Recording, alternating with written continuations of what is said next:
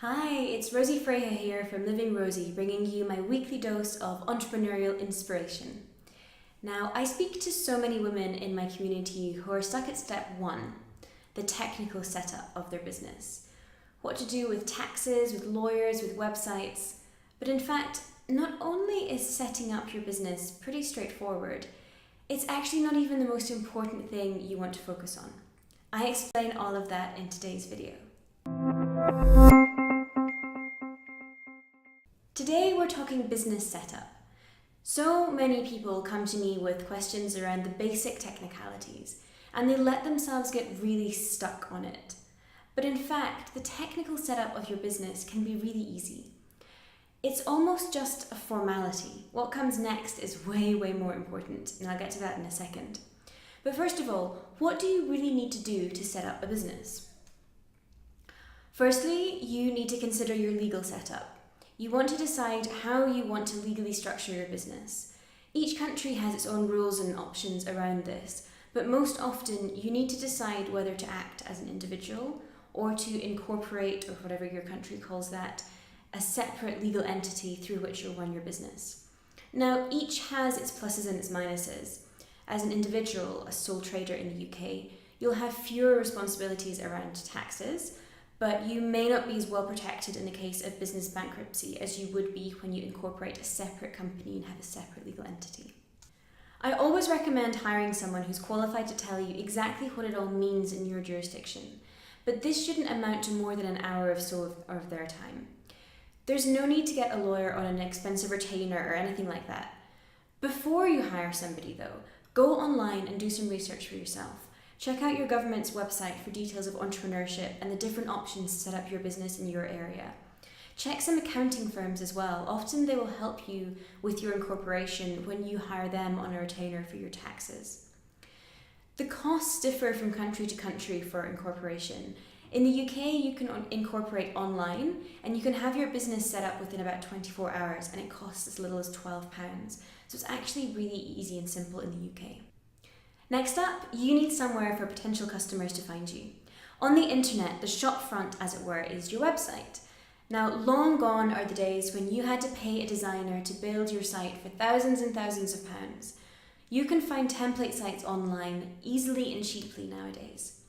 The best option is to first of all buy your own domain, and that costs anything from about £1 upward, and to host your website on WordPress. This way you own the site.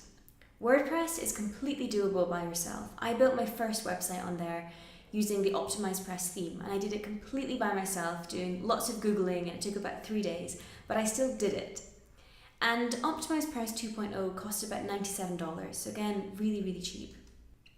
Your next option is to host a website on a pre-made template site like Squarespace. Now here it's much easier to create beautiful websites quickly and simply. Squarespace subscriptions start at about $12 per month, again, really affordable. If you want to outsource your website builds on one of these templates, then a website shouldn't cost more than about $500 or so to do, and a virtual assistant should be able to help you with that. Finally, the next thing, what everyone dreads, accounting and taxes. Again, this will depend on your jurisdiction, of course, but it doesn't have to be that complicated to get through these things. I recommend that you keep really good records throughout your tax year and then hand over your tax return to an accountant.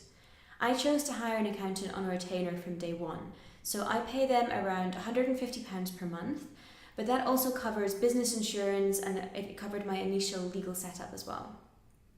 Now there are cheaper options out there, anything from about £30 per month for an online service.